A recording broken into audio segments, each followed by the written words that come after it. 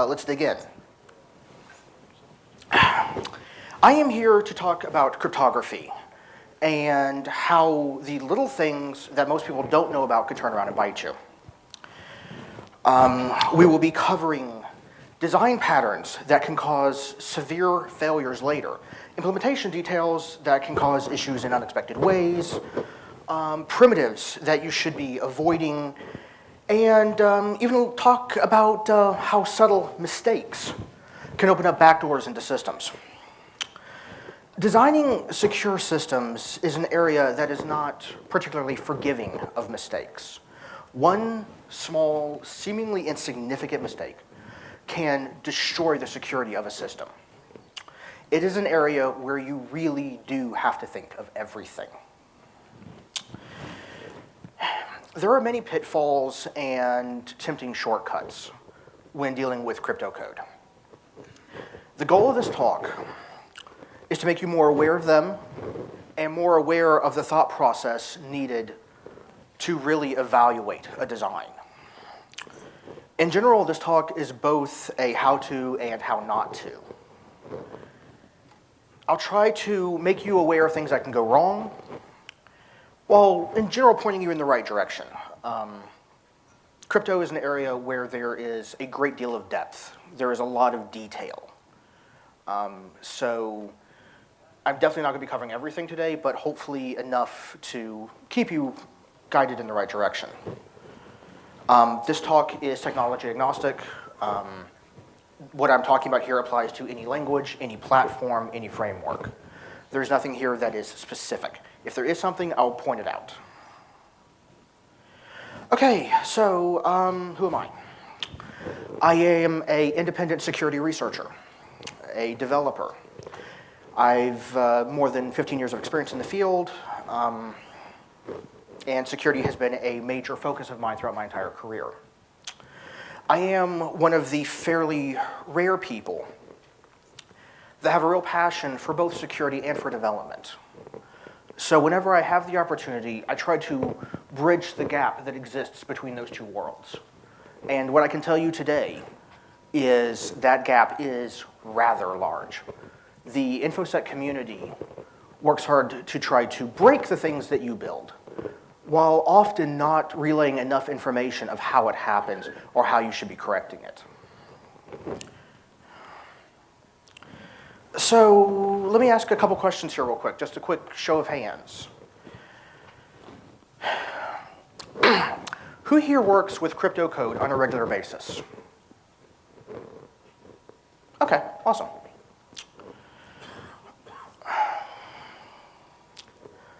Who here thinks that SHA-256 is a reasonable way to hash passwords? Great. Who here has used bcrypt or scrypt for password hashing? Awesome. Excellent. Thank you. Okay, so to make sure everybody is on the same page, I'm going to take just a couple of minutes and give you a quick introduction to crypto. For some of you, this is definitely going to be old news, but I think there's some stuff here that will help everybody. Last time I gave a prior version of this talk, I spent entirely too much time on this, so please forgive me if I tear through this too quickly. And looking at that list, I'm going to have to move fast. Okay, so let's talk about encryption. For symmetric or secret key encryption, algorithms fall into two basic categories: stream and block ciphers.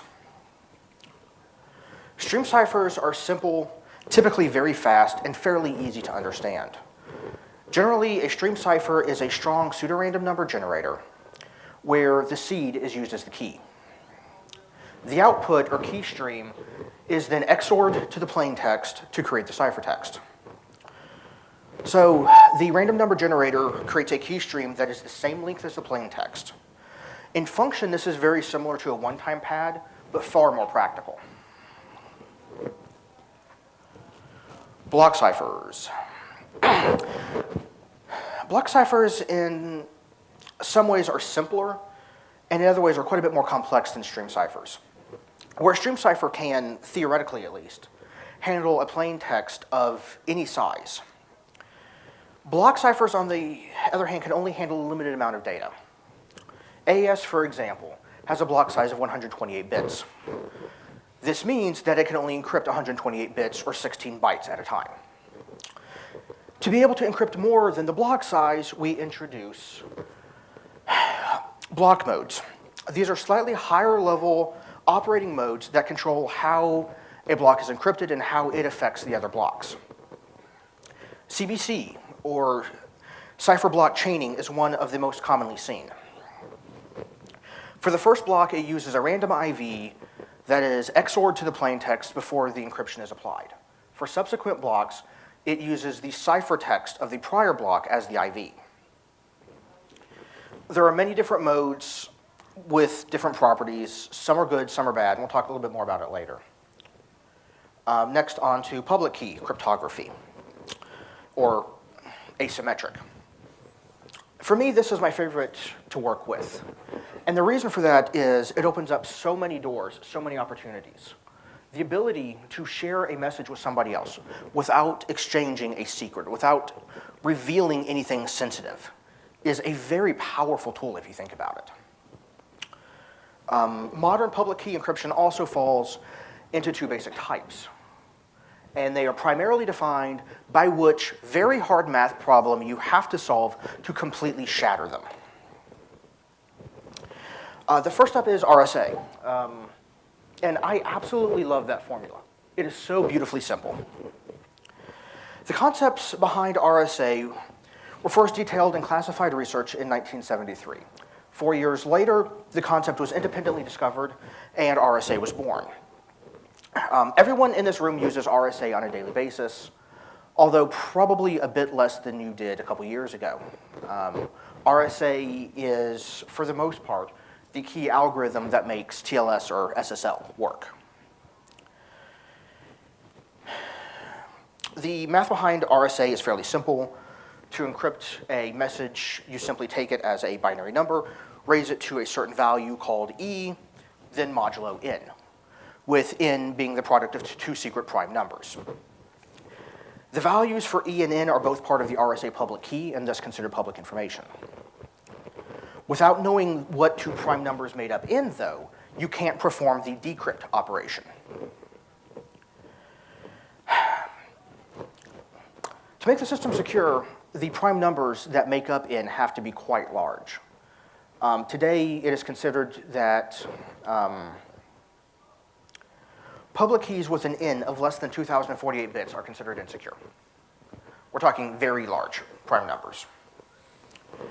ECC, on the other hand, is just a bit more complicated. ECC, or elliptic curve cryptography, was developed in 1985, but didn't see widespread use until very recently. And much of this is because of a very complicated patent situation. When ECC was developed, everybody involved patented it every which way they possibly could. I could spend the next hour talking about it because it is a very interesting story. What I will tell you is there are some open source projects, Red Hat, for example, their bug tracker is absolutely full of some of the most epic and depressing debates on how ECC can be used legally. One thing to point out, there are some implementations of ECC that are entirely unencumbered. The code is in the public domain. There are no patents. One such example of that is Curve 25519. If you use Chrome, you're using that already. ECC has some major advantages over RSA. The keys are much smaller. At the 128-bit security level, a ECC key will be around 256 bits. A RSA key at the same security level would be about 3,072 bits. ECC is also much, much faster than RSA, which eliminates many of the scalability issues and deployment complications that come with RSA. This is how companies like Cloudflare have been able to provide TLS to their customers for free. Key generation is also much simpler, where RSA requires large prime numbers, which are a bit slow to produce. ECC keys have much less structure, and for certain curves, it needs to only be a random number of the correct length. So very, very fast key generation. Okay, so hashing.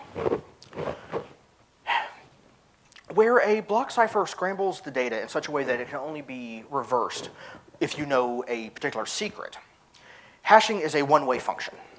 It scrambles the data in such a way that there is no efficient way of determining what the input was. And by efficient, what I mean is something that is faster than a brute force search. From file verification to signing to password storage, hashing is used everywhere. It is a key of virtually every secure system. But they are definitely not all created equally. The venerable and vulnerable MD5 is still widely used, despite flaws that can often break systems that use it. Thankfully, it's been phased out of much of the more sensitive work. SHA-1 was designed by the NSA to replace MD5, which has also been flawed, found to be flawed. Browser makers today, for example, are working very hard to eliminate the use of SHA-1 in TLS certificates. SHA-2, also known as SHA-256, SHA-384, and SHA-512, was designed by the NSA to replace SHA-1 because of the issues it had. SHA-2 has so far held up. Then we introduced SHA-3 to the mix. It was selected by NIST through a public competition, then tweaked by NIST, and because of the outcry after Snowden, it was then untweaked by NIST, because there were fears that it was the NSA behind it trying to weaken it. It also has outputs of 256, 384, and 512 bits. So in the future, if somebody says SHA-256, they could mean SHA-2 or SHA-3. So be prepared for confusion in the future. Next up is something that most of you have probably not heard of, but should have. Blake 2B. Blake was the best researched hashing function in the SHA-3 competition, although for whatever reason it didn't win. Its security held up better, it also performs better. The team behind Blake then developed Blake 2. Blake 2 is faster than MD5, has a variable output length, and higher security than the selected SHA-3 candidate. So if you are using something like MD5 in a system today, and you need a protocol-compatible replacement, Blake 2B is an excellent choice. Allows you to maintain the same output lengths, increasing speed, and increasing security all at the same time. Next up is an area that is close to my heart. Passwords require different handling than other hashing applications. And special care is needed because of the fairly low entropy of passwords. It makes them very easy targets for brute force. If you're hashing passwords, you should be using either PBKDF2, bcrypt, or scrypt. If you're using anything else, you're doing it wrong. That's simple. PBKDF2 is common, it is easy to implement, but it's also a little bit easier to attack because it doesn't use enough memory. Scrypt is the best option, but it also places the most load on the server. Passwords should always be hashed with one of those three, and should never be stored when hashed with just a straight, bare hashing function. And they should never be stored encrypted. If you can decrypt a password, so can an attacker. A friend of mine runs a company that builds password cracking rigs for various, mostly unnamed clients. These are some stats from his latest single GPU cracking machine. If you can see the scale, that is in millions per second. SHA-256, the SHA-2 version, While it looks like it's in the lead, that is still a bit over 2 billion per second. If you think about the passwords you have, if I can guess them at a rate of 2 billion per second, it's not going to take me long to crack most of them, is it? Protecting a user's password is a tricky thing to do. On one hand, the slower the hash process and the more memory it requires, the harder it is to attack. But that said, the slower the process, the greater the risk of an attack against your systems.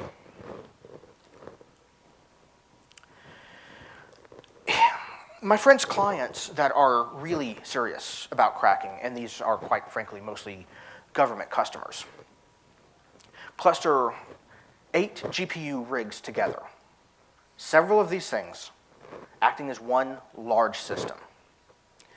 The numbers they produce are absolutely phenomenal. If a determined attacker can gain access to your hashes,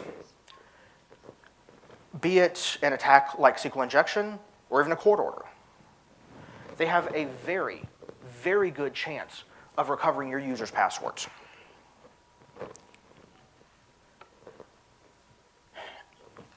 And whatever you do with passwords, don't ever store them in a way that you can say this. Please.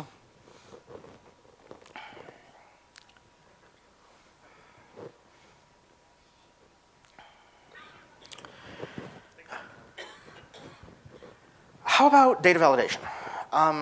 There are various signature algorithms, DSA, ECDSA, EDDSA, and others.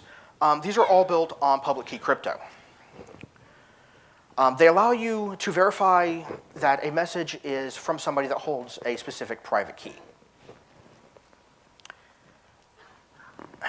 While widely used, though, those based on DSA must be used very carefully. It relies on a good random number generator. If the random number generator fails, it can actually leak your private key. On the symmetric side, there are MACs, or message authentication codes. These are effectively secret key signatures. If you know the secret key, you can compute the MAC and verify that the data hasn't been modified. One quick note to remember when you're designing a crypto system is you never reuse keys. You never use one key for more than one purpose. So if you're encrypting with AES 256 and then applying a MAC, you would use one key for the encryption and a second key to apply the MAC. You never want to reuse keys for different purposes.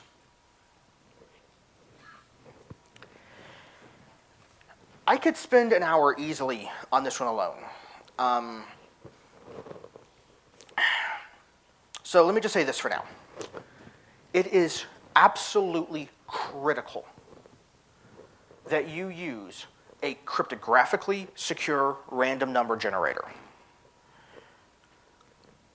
If a RNG fails, it can break a system in more ways than you could possibly imagine.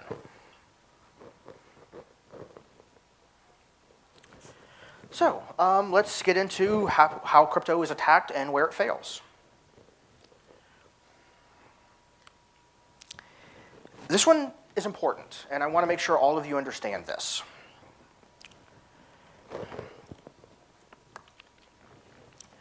To talk about cryptography, one must understand what cryptography is and what it isn't. As this talks about how cryptography can bite you, I'll focus on what cryptography isn't. For too many people, cryptography is seen as a magical dust that they can sprinkle on projects that will endue them with secure properties. When viewed this way, cryptography often does more harm than good. And it does this by providing a false sense of security.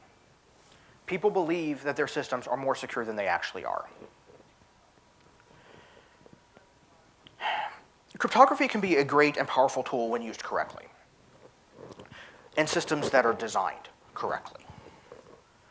But as you'll see in this talk, the implementation and design failures, either of the crypto system or of the larger system itself, can lead to very painful failures.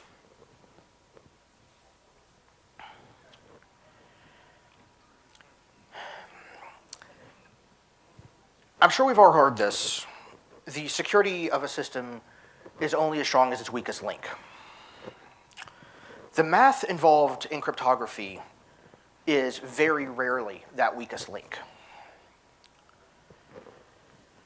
It is far more likely that the weakest link is going to be an implementation failure, a flaw in how the crypto system is designed, or most likely, to be honest, a simple, avoidable bug in the code. Cryptographic primitives, the encryption and hashing algorithms, for example, are very often secure, but how they are used may introduce flaws that allow a system to be exploited, even when using the latest and greatest technology.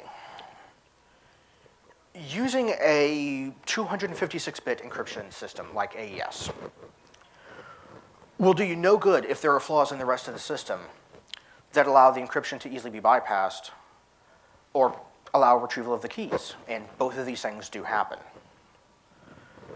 The realities of a secure system require much more than just adding some encryption. Security is about broad defenses and protective layers to ensure that if one defense fails, something else is behind it that can still ensure security and integrity.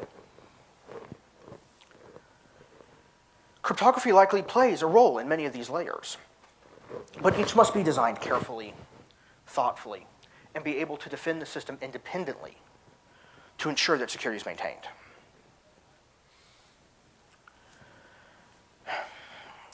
To properly analyze a crypto system, one must think like an attacker.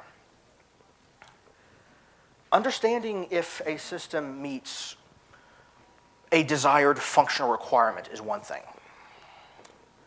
But to attack a system, you must understand it to a deeper level. You must be able to look for flaws. You must be able to see beyond the intention of the system and see how it could be used against the people that designed and developed it. In most environments, being seen as paranoid would be a negative, to say the least. In the world of secure design, it is not only accepted, but a necessity. A little paranoia really is needed to do the job correctly. You must assume that everything is suspect, that flaws, accidental or otherwise, are present in every component you're working with. You must assume that users and external systems are actively malicious.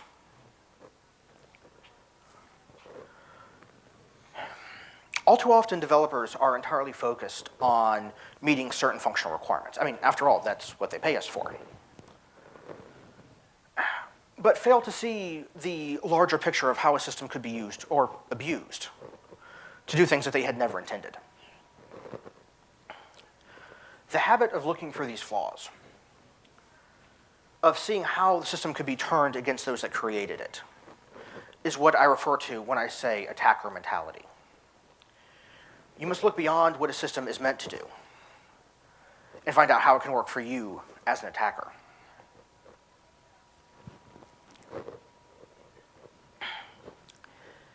There are no rules that restrict what an attacker will do. None. The assumptions made in the system's design don't apply to them. Those that attack crypto systems are clever and devious. They will do things that you've likely never thought of. If you think quality engineers are good at coming up with innovative ways of breaking things, that is nothing in comparison to what the people that go after crypto systems will do. In a world where performing millions or sometimes even billions of requests and then turning around and performing statistical analysis on the results is considered an entirely practical way of attacking a system,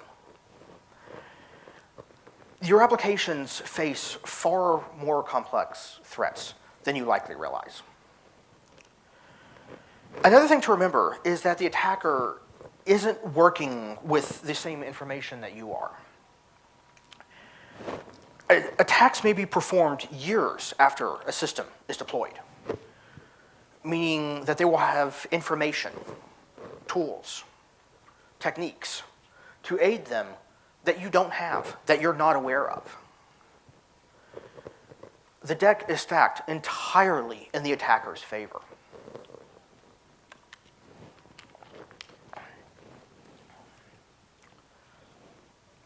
There are many potential targets in a complex system. And more often than not, cryptography isn't the weak point. In cryptography engineering, probably the best applied crypto book available today, they liken cryptography to a bank vault door. A vault door that is too often installed on a tent. There are often easier ways to attack a system, either vulnerabilities such as the classic buffer overflow, or via social engineering, often aided with cross-site scripting or cross-site request forgery vulnerabilities to make the job easier. If the rest of the system is designed well and secure primitives are used, why attack crypto systems? There are two main reasons. One, some defensive features are there to prevent anyone from accessing it at all. To continue the real-world analogy, such as a fence. It doesn't care if you're authorized or not. It is simply there to ensure that nobody gets in. Crypto, on the other hand, is more like a lock. It says who gets in and who doesn't. And just as is in the physical world, if you're breaking into something, the lock is going to be the first target. The second, and most important, is detection. Attacks on crypto systems can often be performed transparently, sometimes offline. This means that if attackers are in a position, by one means or another, to see traffic, to capture data, they can take the attack offline, do their work, and come back when they're ready, when they have the answers, when they've already taken your secrets. When crypto systems are attacked, there is a very good chance that the attacker is the only one that knows it's happening. For many, they are content once they hear that a system uses AES or ECC or SHA-2 or whatever. But they stop there. They assume that strong primitives mean a strong system. The best, most secure algorithms aren't going to help you if you don't implement them or don't use them correctly. For block ciphers, such as AES, there are modes to worry about, such as the infamous ECB mode that will reveal information about the structure of the data being encrypted. As I mentioned before, for DSA, a failure of the random number generator can actually leak your private key. For stream ciphers, reusing a nonce can be absolutely catastrophic. Plus, there are side channels that can leak timing information that can give attackers additional insight to what's going on inside of your applications. Thanks to a lack of understanding, complex design requirements, and an abundance of horribly inaccurate documentation, sometimes harmfully so, there are many systems with vault doors on tents. What's worse is that the designers and developers of these systems often have no idea just how flawed their systems are. Even with the most secure primitives, when applied improperly, a system isn't actually secure. And this can lead to a false sense of security, and, as I've said before, can end up doing more harm than good.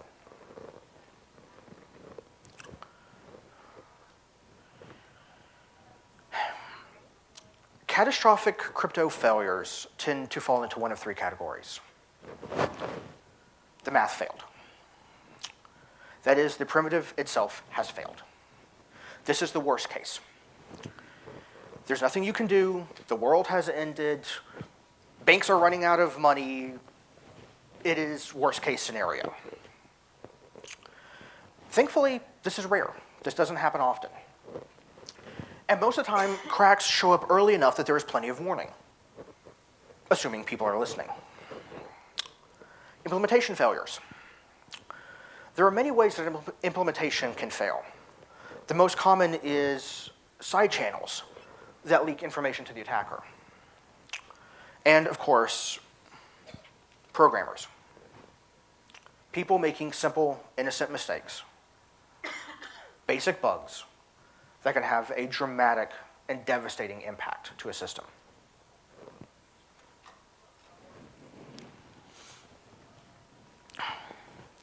A primitive failing is a very rare thing, but it does happen. As I said, in general, this is the worst case scenario. But the good news is, academic cryptographers enjoy absolutely nothing in the world more than poking holes in other cryptographers' designs.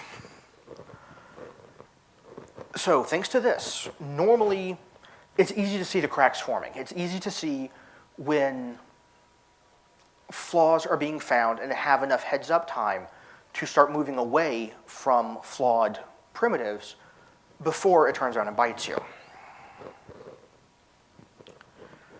So who here has heard of RC4?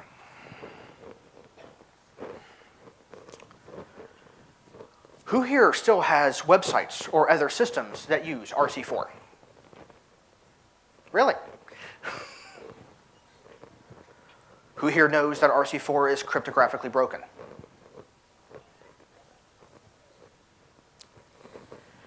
RC4 is a stream cipher that just happens to be fast. Really, really fast. Because of the speed and ease of implementation, it became very popular, especially for TLS.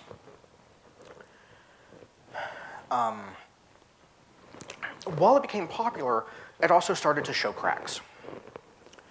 In 1995, it was already understood that it was flawed and likely weak. In 2001, a major attack was released that allowed the other large user of RC4, WEP, the wireless encryption protocol, to be easily broken. After the attack in 2001, it was largely accepted in the academic community that it was broken and no longer of interest. There were other attacks released in 2005 and 2007, but for the most part, the academic community had lost interest, it was broken, they didn't care anymore, they moved on. This, unfortunately, didn't mean that systems were updated to move away from RC4, though.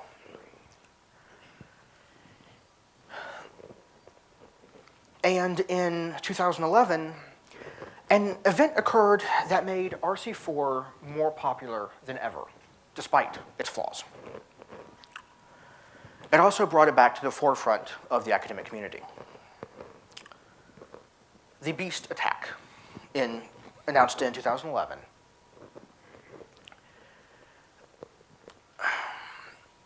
was an attack against AES in CBC mode, as used in TLS.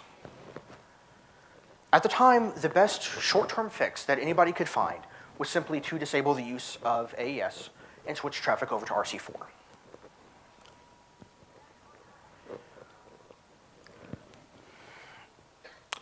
So what that did is it shifted the majority of TLS traffic to RC4, and it made people, especially those in the academic community, realize that RC4 is still an interesting target. It still needs some attention. From its early days, it was known that there were certain biases in RC4, especially in the first few bytes of the key stream. Some values were more likely to come up than others. In 2013, thanks to new research, it became clear that these biases were far more severe and extended much further into the key stream than had been realized in the past. With enough connections, this would allow an attacker that can only see the ciphertext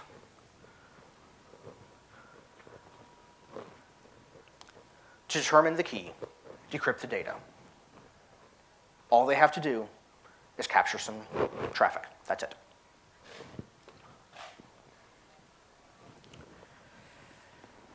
So while it's rare that a primitive fails, there's also some bad news. And that is very few systems, especially those developed within companies, are designed to support cryptographic algorithm agility. The simplest way to design a system is to pick a single encryption algorithm, signing algorithm, hashing algorithm, and specify that everything uses that. It's clean, it's simple, it's quick.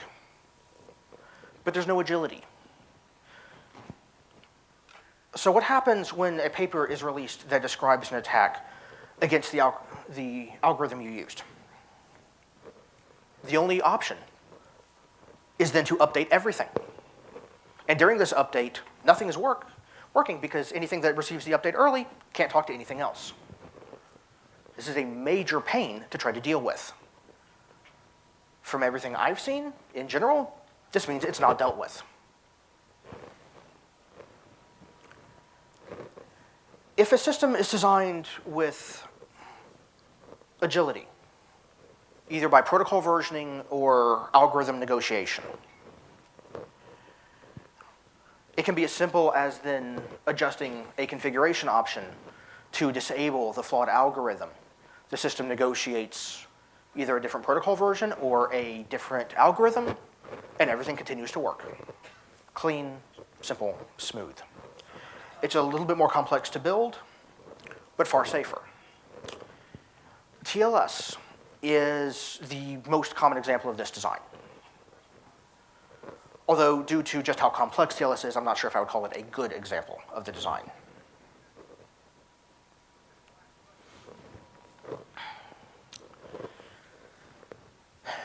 Side channels that can leak information are extremely common, and they're mostly in the form of timing, although compression and padding can also leak information to an attacker.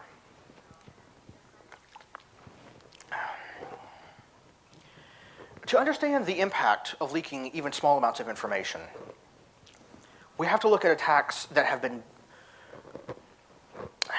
built against TLS. It's the best example because it is so ubiquitous. Breach. A chosen plaintext attack that takes advantage of compression to determine one byte of the plaintext at a specific location.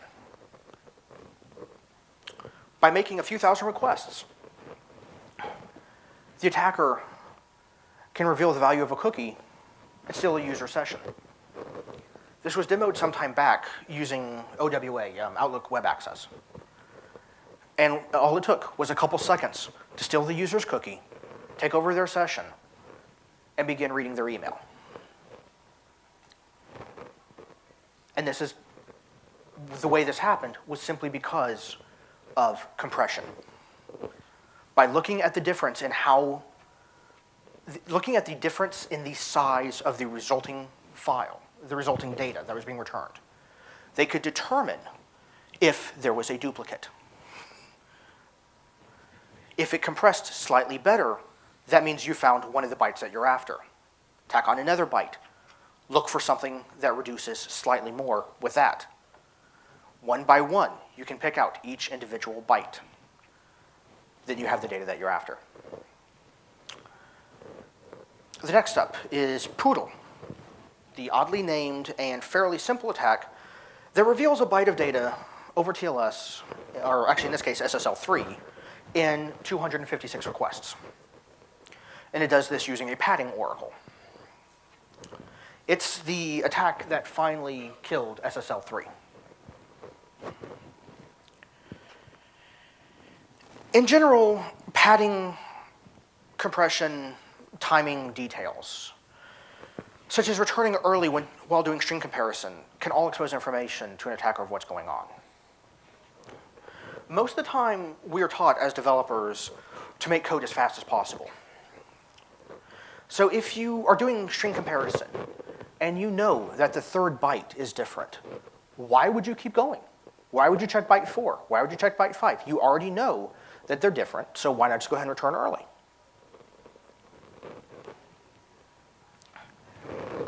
In crypto systems, this kind of mistake can be fatal. Because with enough requests, it will allow an attacker to figure out the expected first byte, and then the second, and so on, until they have the entire thing. In the crypto world, fast is good, as long as it's consistent. Maintaining constant time can be the difference between building a secure system and getting your company sued.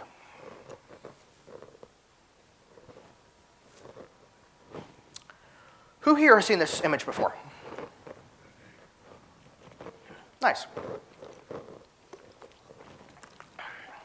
As I mentioned earlier, block ciphers have different modes of operation to allow you to encrypt something that's larger than their block size. Unfortunately, not all are created equally. This is what you get when you encrypt a bitmap of tux in ECB mode. ECB mode is actually dangerous to use in many, if not most, cases. It leaks a remarkable amount of information on the structure of the data. I assume everybody in this room has heard of Snapchat. They were sued by the FCC a while back for lying to their customers about their security.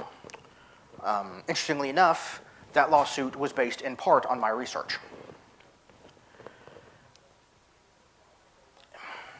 Snapchat uses a hard-coded key in their application to encrypt images before they are sent up to the Snapchat servers. It just so happens Snapchat uses ECB mode to encrypt their images before they're transmitted. Can you all see the problem with that? So in general, you should never use ECB mode for anything. Whenever possible, you should be using GCM. GCM provides built-in authentication in addition to just doing the encryption, so you don't have to use a MAC or an HMAC in addition to it. If your framework of choice doesn't provide GCM mode, using CBC mode plus an HMAC is a suitable but not ideal alternative.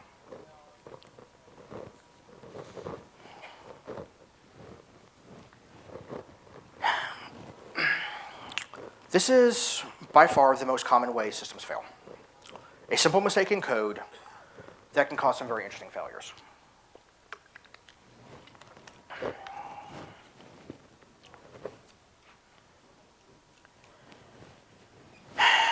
The infamous Apple go-to fail bug effectively bypassed TLS certificate validation. Despite the indent that you see on that second go-to fail, it's not actually conditional. It gets called every single time. Because the SHA-1 update operation that it performs is successful, when go-to fail is called in that situation, it always returns true. Validation always succeeds no matter what you send it. This is the kind of simple mistake that can have a massive security impact and can quite honestly be easily missed in code reviews. This bug is so clean and so simple. When it was first discovered, some people believed it to be a bug door or an intentionally introduced bug to open up a backdoor to systems. The more likely answer, and what's believed to be correct today, is that above that second go-to fail used to be another if statement. It was deleted, but nobody noticed the line below it. So simple and a mistake anybody could make. And it completely broke TLS security on OS X.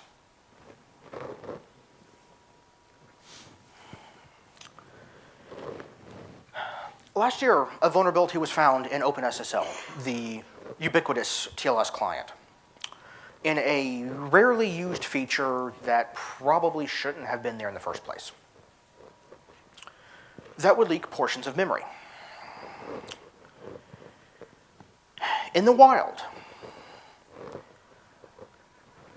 it was found to be leaking TLS private keys, users' passwords, various customer information, credit card numbers.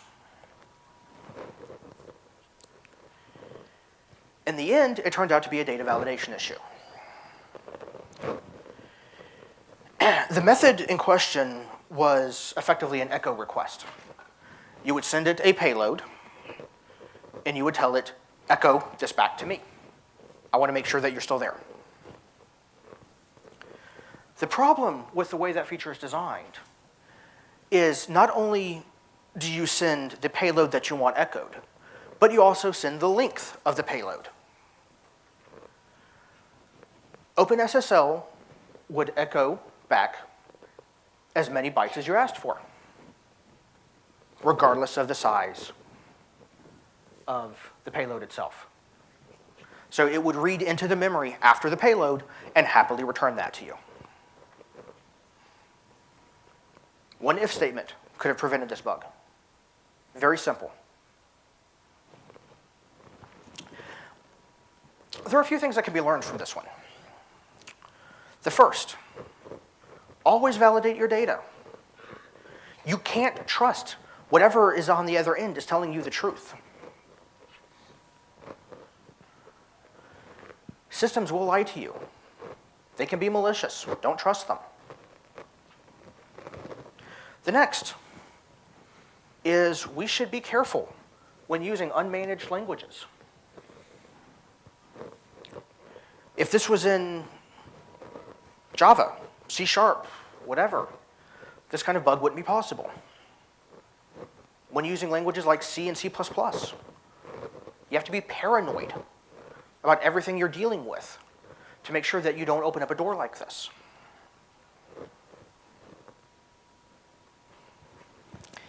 This is one of my favorite examples of things going wrong. Because if you look at that block of code, it seems right. There's no glaring mistake, nothing clearly wrong about it.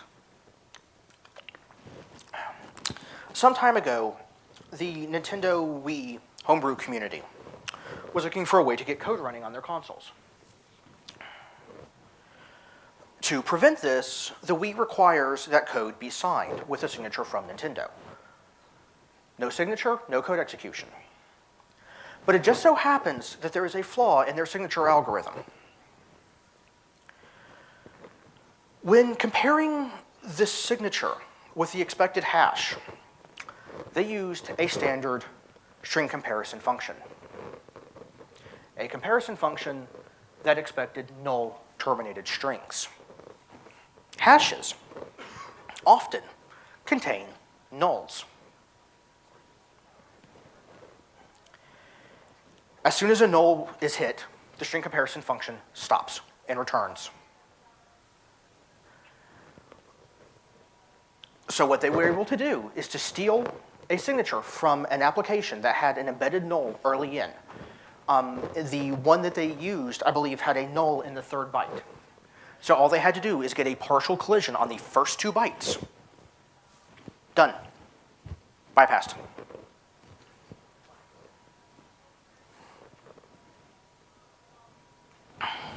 DSA and ECDSA. ECDSA being DSA's ECC-based cousin. They are extraordinarily fragile and entirely dependent on having a good source of random numbers. A few years ago, Sony learned this the hard way. As a result, of not using random numbers in their signing system, their private signing key was leaked, allowing others to sign code as Sony for the PlayStation 3. In 2013, the Bitcoin community was also hit by this. There was a flaw in Android's secure random implementation that caused the userland RNG to not be properly seeded. That, again, led to private keys being exposed, which in the Bitcoin world means that you can take the Bitcoin right out of a user's wallet. And that is exactly what happened. Many users suddenly discovered that their wallets were empty.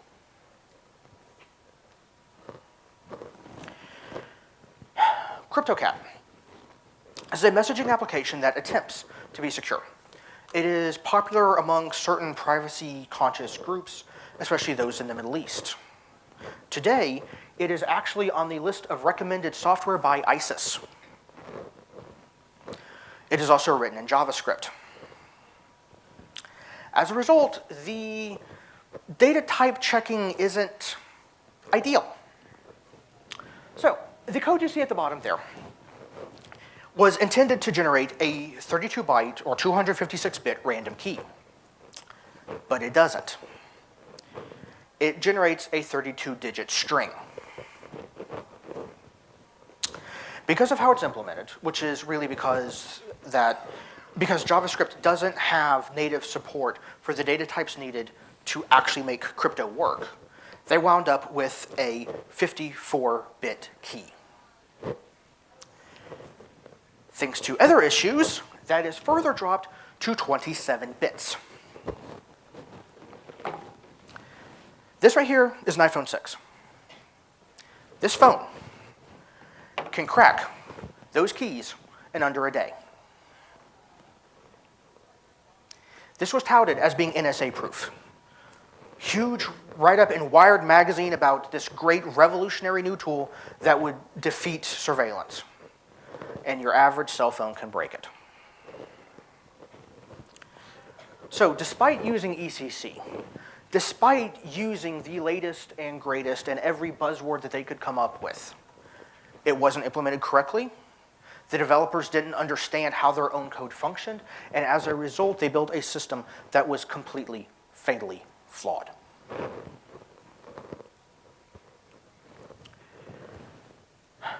Too often, the source of a critical flaw is not only self-inflicted, but done so intentionally.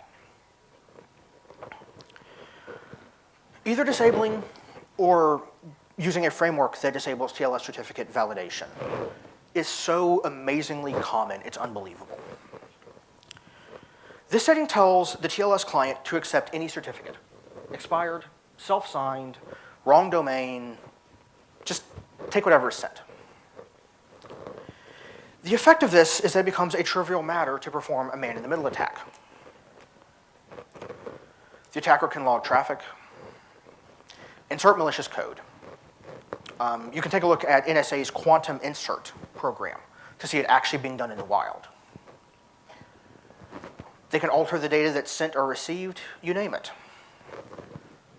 To save a few minutes during debugging, it completely throws security out the window. This makes it to production systems at an unbelievable rate. This one I find amusing. This is from a, shall we say, unnamed open source application. Some people really want to go out of their way to do things right. Way, way out. This is a case where we have a person that knows that they have a problem. They don't know how to address their problem, so they just started throwing code at it, hoping that they would get it right. The end result,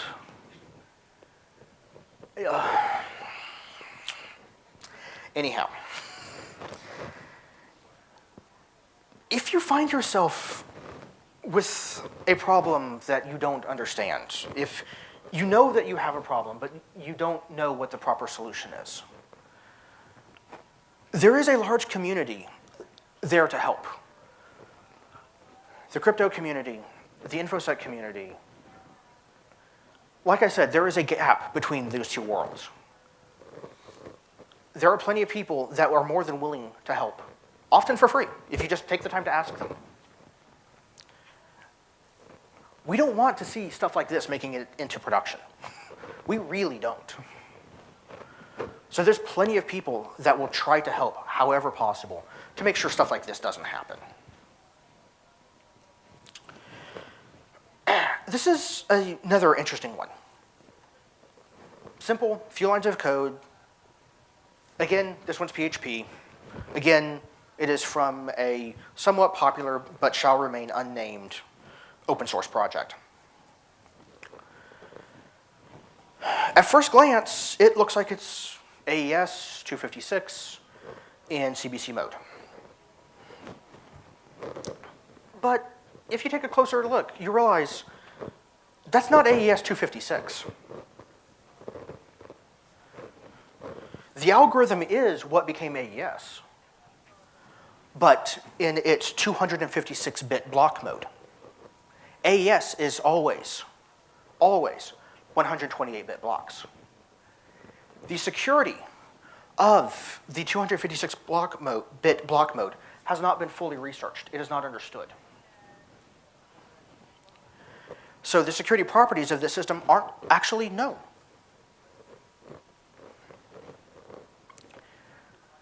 Next is the MD5 function, which returns a 128-bit hash as a hex encoded string.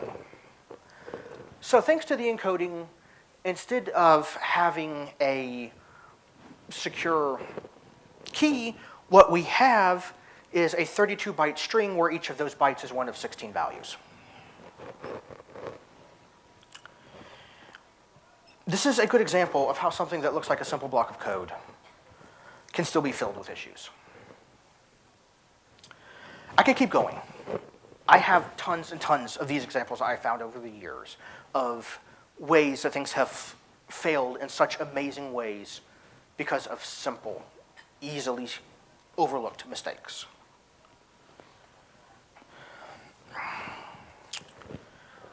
To avoid issues, there are a few things that you should always do. First, and I think this goes without saying, is obviously you should never design your own algorithms. You should also not implement crypto algorithms on your own. Always use well-tested, well-reviewed implementations. When designing a system, you should consult with somebody that is familiar, that is experienced in crypto system design before you actually build anything. Once it's built, it is going to be far, far harder to come back and fix later. I've seen cases where somebody would build something that they thought was great, and then within 5 or 10 minutes, it was shown that the security was completely flawed and easily bypassed. So, I hope you all have learned a few things here. And the next time you work with crypto code, I hope that you'll question it more, that you'll question the design more, that you'll suspect the code more. Be paranoid. Assume it's flawed until you're sure that it isn't. That is the only way that you're going to know if a system is actually secure. Everybody, thank you so much for your time.